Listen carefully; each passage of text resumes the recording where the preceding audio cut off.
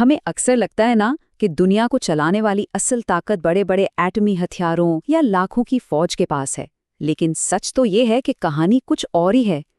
اصل طاقت زمین پر موجود صرف 14 بہت ہی تنگ جغرافیائی لکیروں میں قید ہے۔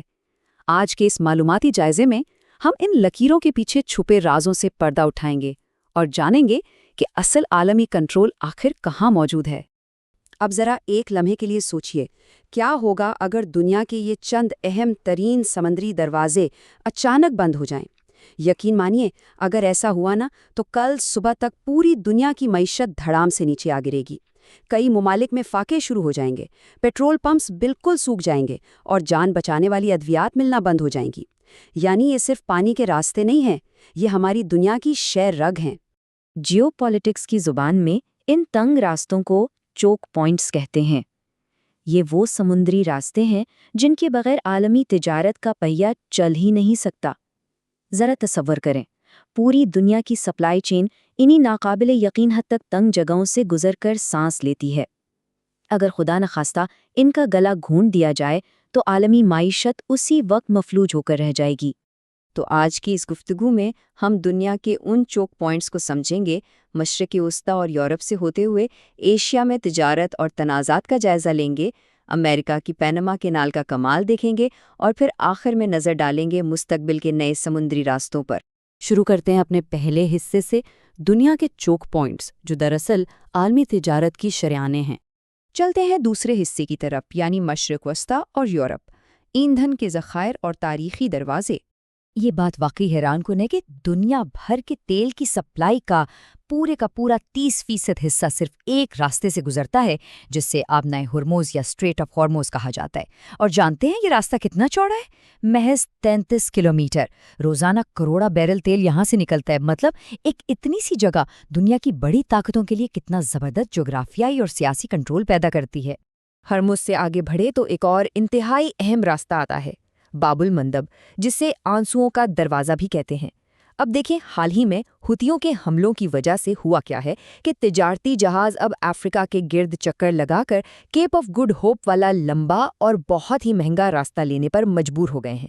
اس کا سیدھا سا مطلب ہے بہت زیادہ اضافی وقت، کروڑوں ڈالرز کا اضافی ایندھن اور ظاہر ہے آخر میں عوام کے لیے روزمرہ کی چیزوں کی قیمتوں میں بے تحاشا اضافہ۔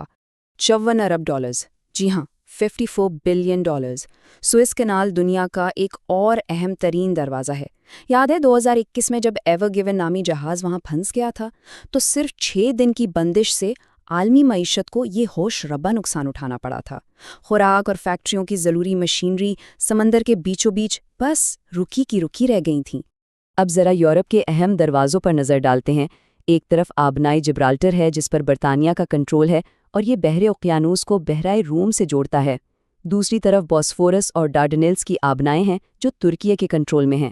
بین الاقوامی قوانین کے تحت ترکیہ سختی سے ان راستوں کو کنٹرول کرتا ہے، اور دلچسپ بات یہ ہے کہ چونکہ روس کے اپنے سمندر سال کے زیادہ تر حصے میں جمے رہتے ہیں، اس لیے بحرائے اسود سے بحرائے روم تک نکلنے کا یہ واحد گرم پانی کا راستہ روس کے لیے لفظی طور پر ایک لائف لائن ہے۔ آگے بڑھتے ہیں تیسرے حصے کی جانب، ایشیا، جہاں تجارت اور تنازعات ساتھ ساتھ چلتے ہیں۔ ایشیا میں ایک بڑا اہم نقطہ ہے آبنائے ملاکا۔ یہ راستہ عالمی سمندری تجارت کا 25% حصہ سنبھالتا ہے۔ اب چین کے لیے یہ راستہ زندگی اور موت کا مسئلہ ہے۔ اسے جغرافیائی اصطلاح میں ملاکا ڈیلما یا ملاکا کا مخمصہ کہا جاتا ہے۔ دراصل چین کو یہ خوف لاحق رہتا ہے کہ کسی بھی جنگ کی صورت میں اگر بحری ناکہ بندی ہو گئی تو اس کی معیشت کی پوری سپلائی لائن ہی کٹ جائے گی، اور بالکل یہی وہ وجہ ہے کہ چین زمینی متبادل راستے تلاش کرنے کے لیے اپنے بیلٹ اینڈ روڈ انیشیٹو میں اربوں ڈالرز پانی کی طرح بہا رہا ہے۔ لیکن جو بہت بڑے بڑے آئل ٹینکرز ہیں نا، وہ ملاکا کے اس پرہجوم اور کم گہرے پانی سے آسانی سے نہیں گزر سکتے۔ انہیں مجبوراً انڈونیشیا کی آبنائے لومبوک کا گہرا اور لمبا متبادل راستہ اختیار کرنا پڑتا ہے۔ اس کا مطلب یہ ہوا کہ انڈونیشیا کے پاس دنیا کے ان اہم ترین تجارتی راستوں کا ایک زبردست متبادل موجود ہے، اور یہ بات انڈونیشیا کو مستقبل کی ایک بہت بڑی سمندری طاقت بننے کی صلاحیت دیتی ہے۔ ایشیا کے نقشے پر تھوڑا اور آگے چلیں تو تائیوان اسٹریٹ آتی ہے۔ یہ جان کر آپ کو حیرت ہوگی کہ آج ہماری اور آپ کی اس ماڈرن زندگی کو چلانے والی 70% سے زیادہ مائکرو چپس، جی ہاں 70%، صرف اسی ایک چھوٹے سے جزیرے میں بنتی ہیں اور پھر یہیں سے پوری دنیا کو سپلائی کی جاتی ہیں۔ اسی نقشے پر جزائر کی ایک پوری زنجیر نظر آتی ہے جس نے چین کا بحر الاقاہل کے کھلے سمندر تک براہ راستہ روکا ہوا ہے۔ فلپین سے لے کر تائیوان اور جاپان تک پھیلے ان چھوٹے چھوٹے جزیروں اور کم گہرے پانی کی وجہ سے آبدوزوں کی حرکت کرنا بہت مشکل ہو جاتا ہے۔ اسی لیے کھلے سمندر تک رسائی پانے کے لیے سپر پاورز کی نظر میں تائیوان کی فوجی اور اسٹریٹجک اہمیت حد سے زیادہ ہے۔ اب آتے ہیں چوتھے حصے پر، امریکہ اور پاناما کینال، جو انجینئرنگ کی ایک شاندار مثال ہے۔ پاناما کینال واقعی انسان کا ایک حیران کن میکینیکل کارنامہ ہے۔ ہوتا کچھ یوں ہے کہ جہاز پہلے ایک لاک میں داخل ہوتا ہے، پھر اسے پانی کے دباؤ کے ذریعے اوپر اٹھایا جاتا ہے تاکہ وہ زمینی پہاڑوں کو عبور کر سکے، اور پھر دوسری طرف اسے واپس سمندر کی سطح پر بالکل بے حفاظت اتار لیا جاتا ہے۔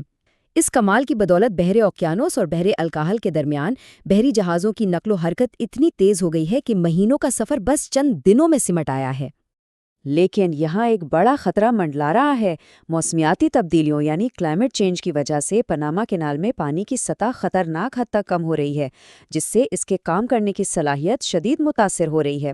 اب سوچے، اگر پانی کا یہ مسئلہ یوں ہی بڑھتا رہا تو دنیا بھر کے بحری جہازوں کو مجبوراً دوبارہ جنوبی امریکہ کے بالکل آخری کنارے پر واقع آبنارے میگلن کی طرف جانا پڑے گا، جو کہ ایک انتہائی پرانا، خطرناک، سرد اور طوفانی راستہ ہے۔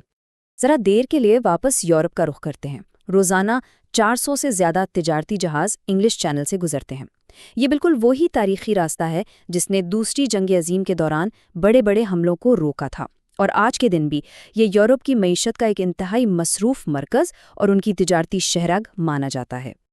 اور اب ہم پہنچے ہیں اپنے آخری اور 5ویں حصے پر، مستقبل کے سمندری راستے، یعنی پگھلتا ہوا شمال۔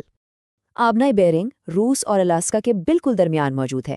آج کل یہ حصہ زیادہ تر برف سے جمع رہتا ہے اور یہاں سے جہاز نہیں گزر سکتے، لیکن موجودہ اعداد و شمار بتاتے ہیں کہ اگلے 20 سے 30 سالوں میں گلوبل وارمنگ کی وجہ سے جب یہ برف مکمل پگھل جائے گی تو یہ ایک نیا اور انتہائی مختصر راستہ بن جائے گا، ایک ایسا راستہ جو ایشیا کو سیدھا یورپ اور امریکہ سے جوڑ دے گا۔ یہ بات تو طے ہے کہ یہ آنے والی صدی کا سب سے اہم تجارتی راستہ بننے والا ہے۔ تو ان سب باتوں کا نچوڑ کیا ہے؟